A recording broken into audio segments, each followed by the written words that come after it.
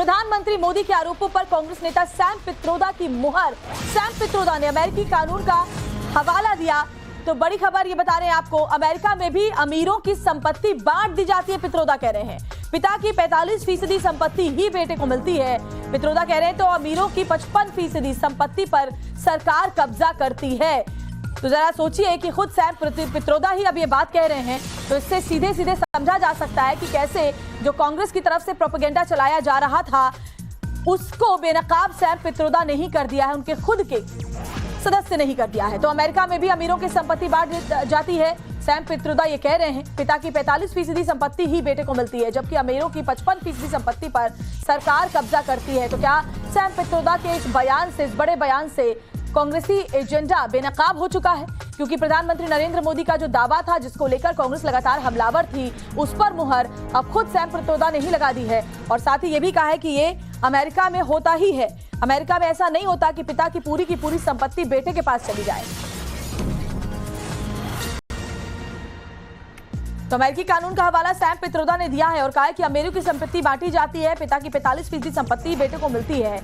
अमीरों की जो 55% संपत्ति है वो सरकार कब्जा कर लेती है। तो बड़ी खबर आपको बता रहे हैं। तो दरअसल ये जो पूरा का पूरा मामला है वो प्रधानमंत्री मोदी के उस बयान से जुड़ा हुआ है जिस पर लगातार कांग्रेस अपना एजेंडा चला रही थी। पीएम मोदी के दावे के बाद अब देखिए खुद सैम पित्रोदा ने भी इस पर मुहर लगाई है। Let me tell you, in America, there is an inheritance tax. So if, let's say, one has $100 million worth of wealth, and when he dies, he can only transfer probably 45% to his children. 55% is grabbed by government. Now, that's an interesting law. It says, you in your generation made wealth, you are leaving now, you must leave your wealth for public. Not all of it, half of it. Which to me sounds fair. In India you don't have that. If somebody is worth 10 billion and he dies, his children get 10 billion. Public get nothing. And law says, you get half of it, public gets half of it. So these are the kind of issues people will have to debate, discuss. I don't know what the conclusion would be at the end of the day. और दिल्ली से हमारी सहयोगी रंजीता झा इस वक्त सीधे जुड़ी हुई है। रंजीता, सैम पित्रोदा के इस पूरे बयान के बाद कांग्रेसी एजेंडा बेनकाब हो गया है, जिसको लेकर लगातार वो प्रधानमंत्री मोदी पर हमलावर थे। यानी कि प्रधानमंत्री का जो दावा था उसकी पुष्टि खुद कांग्रेस नेता सैम पित्रोदा ने कर दी है। रंजीता, मैं लौट आऊंगी आपके पास, लेकिन एक बड़ी खबर इस बीच आ रही है, पहले वो बताते हैं दर्शकों को। देखिए, सैम पित्रोदा के बयान पर बीजेपी ने कहा कि कांग्रेस ने देश को बर्बाद करने की ठान ली है। तो ये बड़ी खबर जरा देखिए कि कांग्रेस कैसे, प्रधानमंत्री मोदी ने जो दावा किया था कि कांग्रेस की नजर लोगों की संपत्तियों पर है, उसको लेकर के कांग्रेस ने ही इस बात की पुष्टि कर दी है। और ऐसे में रंजीता से समझते हैं, रंजीता बताएं। श्वेता, देखिए, इस बात को समझना होगा कि आखिर ये पूरा मामला हुआ कैसे। प्रधानमंत्री के एक बयान के बाद ये पूरी जो प्रक्रिया है, ये पूरा जो बयानबाजी का दौर है वो शुरू हुआ। प्रधानमंत्री ने ये आरोप लगाया कि कांग्रेस का जो घोषणा पत्र है उसमें ये कहा गया है कि अगर कांग्रेस की सरकार आती है तो जो आपकी संपत्ति है उस पे घुसपैठियों का कब्जा होगा और कांग्रेस पार्टी ये नीति बनाएगी, और ये उनके घोषणा पत्र में है। कांग्रेस लगातार इस बात को नकार रही है और कहीं ना कहीं जो कांग्रेस के बड़े नेता है वो ये कह रहे हैं कि प्रधानमंत्री लोगों को बरगलाने का काम कर रहे हैं और जो मुद्दा है उसे डाइवर्ट कर रहे हैं। सैम पित्रोदा के बयान को समझना होगा।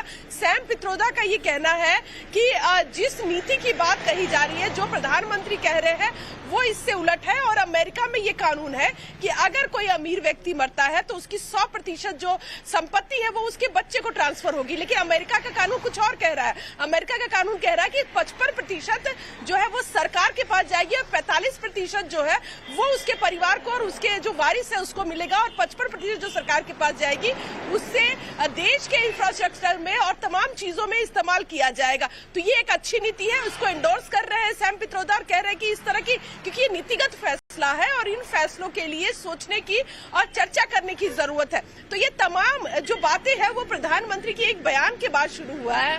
और कांग्रेस पार्टी के मैनिफेस्टो को लेकर जो टारगेट किया जा रहा है प्रधानमंत्री की तरफ से, उस पर कांग्रेस लगातार स्टैंड लिए हुए है और कांग्रेस का कहना है कि इस तरह बिल्कुल इसको सीधे सीधे ऐसे समझे कि जो बात प्रधानमंत्री ने कही थी, अगर हम अपने दर्शकों को समझाएं रंजीता, जो प्रधानमंत्री ने जो बात कही थी कि कांग्रेस के मैनिफेस्टो में को अगर समझे तो उसका सीधा सीधा मतलब है कि देश के नागरिकों की संपत्ति पर कांग्रेस की नजर है। और सैम पित्रोदा ने अब जो बात कही है वो सीधे सीधे प्रधानमंत्री की इस बात को तस्दीक करती है।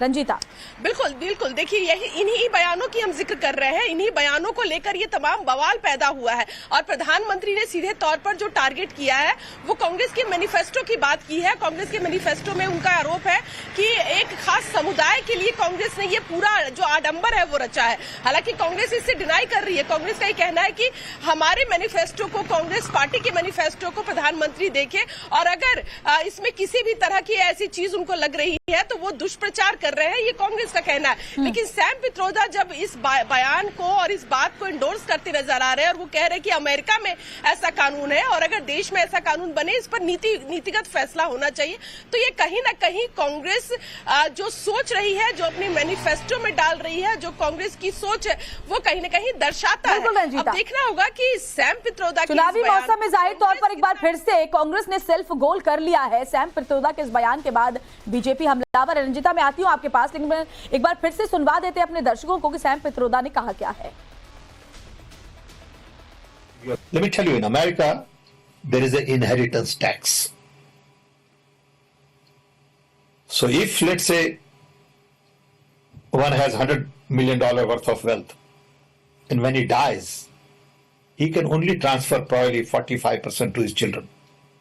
55% is grabbed by government. Now that's an interesting law. It says you in your generation made wealth. You are leaving now. You must leave your wealth for public. Not all of it, half of it. Which to me sounds fair. In India you don't have that. If somebody is worth 10 billion and he dies, his children get 10 billion. Public get nothing. And law says you get half of it, public gets half of it. So these are the kind of issues people will have to debate, discuss. I don't know what the conclusion would be at the end of the day. Ranjita, Sam Pitroda शायद ये बात समझ नहीं पाए कि America की भौगोलिक स्थिति, भारत की भौगोलिक स्थिति से अमेरिका की जनसंख्या, अमेरिका के जो पर व्यक्ति की इनकम है, आय है, उसमें और भारत में कितना फर्क है। आप भारत की तुलना अमेरिका से इस तरीके से नहीं कर सकते। और सबसे बड़ी बात है कि कांग्रेस के लिए बहुत बड़ी मुश्किल ये उनका बयान खड़ी कर सकता है, खासतौर पर लोकसभा चुनाव के बीच में।